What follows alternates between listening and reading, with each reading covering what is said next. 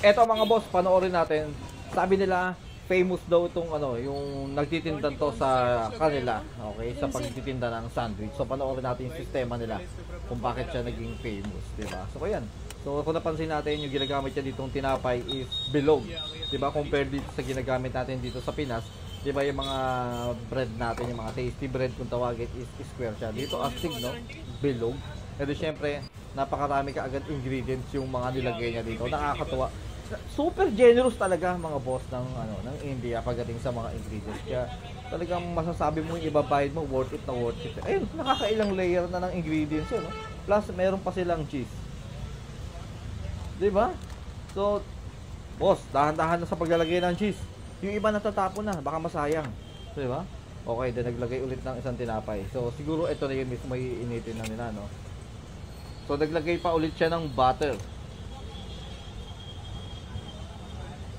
Another layer na naman mga boss ng gano'n. Parang same process lang din ang ginawa kanina. Okay, so dito pa lang mga boss sa sistema na to, parang nalalaman ko na kung bakit naging famous to sa pagtitinda ng sandwich. Una sa lahat, generous. Kakaiba yung itsura ng tinapay, 'di ba? O yan. Ay, parang napakaraming buto ng sili mga boss. Parang gano'n yung tingin ko eh. Hindi kaya? 'Di ba? Oh. Alam niyo yun, parang unang kagat mo pa lang mga boss, malalasahan mo na kaagad yung flavor ng sandwich, yung flavor na nilagay niya dyan. Another layer of cheese mga boss. Siguro naman yan na yun, di ba? Baka magdadagdag ka pa ng ano dyan. Okay, siguro yun na yun kasi naglagay na siya ng butter doon. Kung naglagay siya ng butter para siguro hindi mahulog yan, para didikit siya dun sa ano, sa cheese.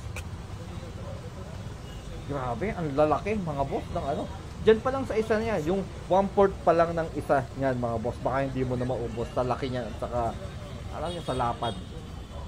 O, naglagay na naman siya dito ng ano, mayonnaise siguro to.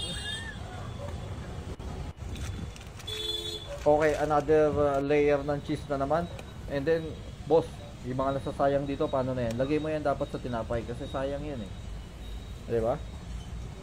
At napansin ko sa mga cheese na ginagamit nila mga boss, napakagandang ano, gadga rin, no? Ayan, no? Saka kulay puti. Kakaiba. Boss, magkano isang order ng ganyan? Diyan pa lang, oh, grabe na yung cheese. So, naglagay siya ng paminta siguro yan. Pampalasa. Napakaangas. Diyan pa lang mga boss, kung i-rate mo yan ng 10, baka lumampas ka pa ng 10.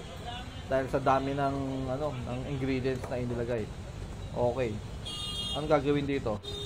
Ilalagay pa pala yan sa oven, mga idol. So, mas lalo pa siyang sasarap. Wow, ang angas niyan. Ngayon, may luto na. Ganyan na yung itsura niya, mga boss idol. Dinaig pa yung pizza. Tindi mo, boy!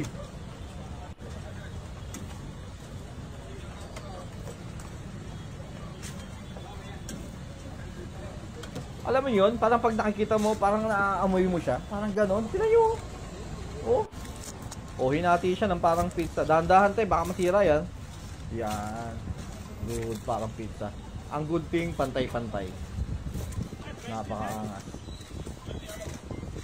Boss, patikim naman yun, oh. Parang napakasarap, nakakagutom tuloy. Oh.